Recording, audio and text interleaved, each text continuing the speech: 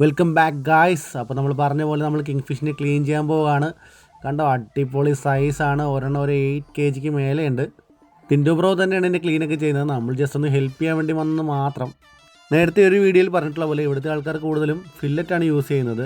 Means നമ്മുടെ നടുക്കത്തെ മുള്ളുള്ള ഭാഗം ഇവർ യൂസ് ചെയ്യാറില്ല. പക്ഷേ ഞങ്ങൾ മാക്സിമം വേസ്റ്റേജ് കുറച്ചാണ് മീനിനെ ക്ലീൻ ചെയ്തെടുക്കുന്നത്. ഫിഷിൻ്റെ നടുക്കത്തെ മുള്ളിൻ്റെയൊക്കെ വണ്ണം കണ്ടോ ഗായ്സ്. നമുക്കിതിനിങ്ങനെ വെട്ടി ഷീറ്റ് പരുവത്തിലാക്കി എടുക്കണം.